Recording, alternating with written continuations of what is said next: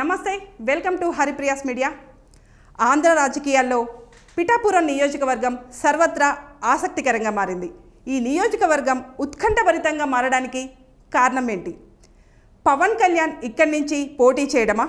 YCP నుంచి ఒక మహిళ వంగ గీత ఇక్కడి నుంచి పోటీ చేయడమా? లేదా వీళ్ళిద్దరూ ఒకే సామాజిక వర్గమైన కాపు సామాజిక వర్గం నుంచి పోటీ చేయడమా? ఈ నియోజకవర్గంలో కాపుల ఓట్లు దాదాపుగా 90,000 పైనే ఉన్నాయి. పవన్ కళ్యాణ్ ఈ నియోజకవర్గం నుంచి దాదాపు 1,00,000 ఓట్ల మెజార్టీతో గెలుపొందుతా అని ధీమా వ్యక్తం చేస్తున్నారు.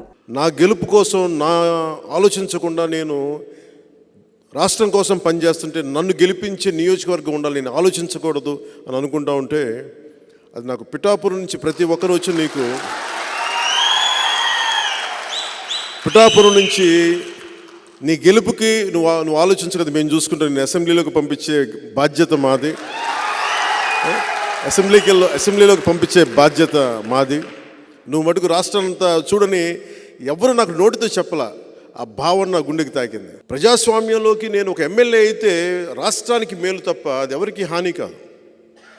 రాష్ట్రంలో నాలాంటి గొంతుకులు ఉండకూడదు. నా కోసం 100 కోట్లు 150 కోట్లు ఓటుకి 1,00,000 రూపాయలను ఇచ్చుకునేయమని, కుటుంబానికి 1,00,000 రూపాయలను ఇచ్చుకునేయమని స్థాయిలో మాట్లాడుతూ ఉన్నారు. అంత డబ్బు ఉంది వాళ్ళ దగ్గర. నేను ఒక్కటే కోరుకుంటాను, నిజంగా తల్లి దీవెన కనుకే ఉంటే నాకు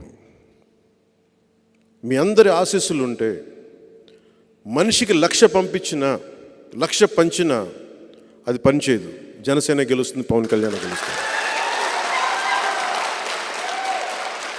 పిఠాపురం సీటు కొట్టి చూపించాలి, 20 ఎమ్మెల్యే సీట్లు కొట్టి చూపించాలి, కాకినాడ ఎంపీ సీటు కొట్టి చూపించాలి, బందర్ సీటు కొట్టి చూపించాలి. మూలాలు ఇక్కడే ఉన్నాయి. ఇక్కడి నుంచి పిఠాపురం నుంచి మొదలు పెడతాం, అన్నీ జయించుకుంటూ వెళ్తాం. నాకు ఈరోజు అనిపిస్తూ ఉంది, ఇంకా నేను పిఠాపురం ఎమ్మెల్యే ప్రమాణ స్వీకారం చేయలేదు. నాకు అది తెలుస్తుంది. మన దృష్టి వరకు ఎన్నికలు అయిపోయినాయి. ఓన్లీ థింగ్ ఈజ్ మనం ఓటు వేయడమే మిగిలింది. ఒకటే గుర్తుపెట్టుకోండి, గెలవడాలు కాదు, 1,00,000 మెజారిటీ అని చెప్పండి. 1,00,000 మెజారిటీ, 1,00,000 మెజారిటీ. కాకినాడ పార్లమెంటు దద్దరిల్లిపోవాలి. జై జనసేన, జై హింద్. కాపులంతా పవన్ కళ్యాణ్ వెంటనే ఉంటే 2019 ఎలక్షన్లో జనసేన పార్టీ కేవలం 1 స్థానానికి మాత్రమే ఎందుకు పరిమితమైంది? ఇక వంగగీత విషయానికి వస్తే, నేను కూడా కాపుల ఆడపడుచునే, కాపుల ఆశీర్వాదం నాపైన కూడా ఉంది, నేను కూడా ఈ నియోజకవర్గం నుంచి అత్యధిక ఓట్ల మెజారిటీతో గెలుపొందుతా అని ధీమా వ్యక్తం చేస్తున్నారు. ఇక గత ఎలక్షన్ల విషయానికి వస్తే 2019లో ఈ నియోజకవర్గం నుంచి వైసీపీ పార్టీ దొరబాబు పెండెంకు టికెట్ ఇచ్చింది. దొరబాబు పెండెం ఈ పిఠాపురం నియోజకవర్గంలో అత్యధిక ఓట్ల మెజార్టీతో గెలుపొందారు.